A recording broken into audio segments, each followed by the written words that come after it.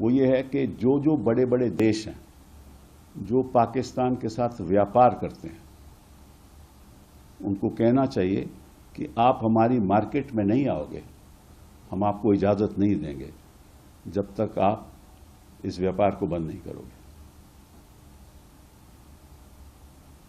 जो यूएस बाकी देशों के साथ करता है, आप करिए ना, और देश आपके साथ खड़ा रहेगा। आपको नुकसान थोड़ा बहुत होगा, बट कोई बात नहीं। ये जो वेस्टर्न कंट्रीज हैं, ये जो देश हैं, इनको भी हिंदुस्तान की मार्केट चाहिए। और हर डिप्लोमेटिक इनिशिएटिव में ये बात रखनी चाहिए कि आप अगर हमारी मार्केट चाहते हैं तो ये बंद करो। यूनाइटेड नेशंस द्वारा प्रेशर जाना चाहिए।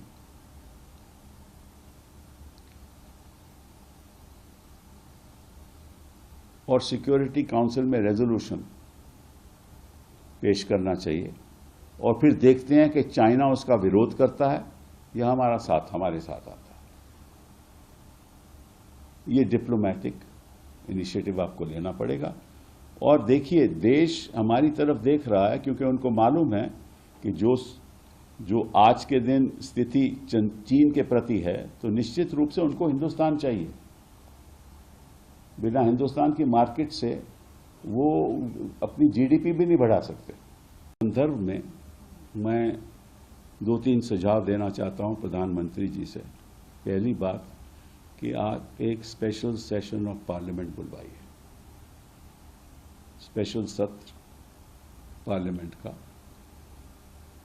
बुलवाइए, वहां चर्चा कीजिए, सबकी राय लीजिए, क्योंकि देश आपके साथ खड़ा है। कोई ऐसा विपक्ष का नेता नहीं है जो आपके साथ नहीं खड़ा, क्योंकि ये हिंदुस्तान की सॉवरेनिटी के ऊपर अटैक है। मासूम टूरिस्ट पे गोली चलानी, ये कोई इंसानियत का काम नहीं है। Terrorist is a terrorist is a terrorist. आतंकी आतंकी आतंकी है, और कुछ नहीं है। वो उसका कोई मजहब नहीं, उसका कोई धर्म नहीं।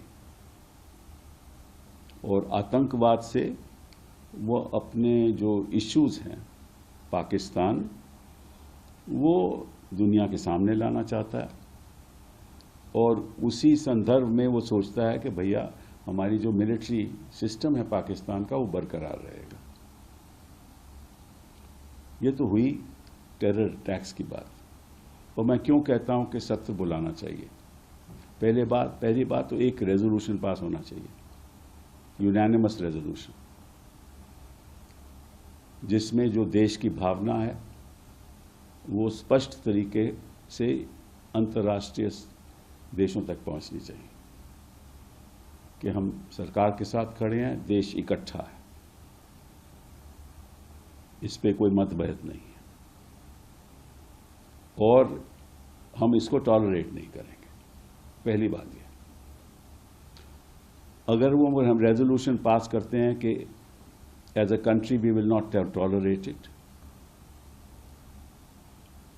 तो निश्चित रूप से हमें हर बड़े देशों में, Africa, United States, Europe, China, Japan, Australia, New Zealand, Russia, South America delegations भेजनी चाहिए, जिसमें सरकारी एमपीज भी हों,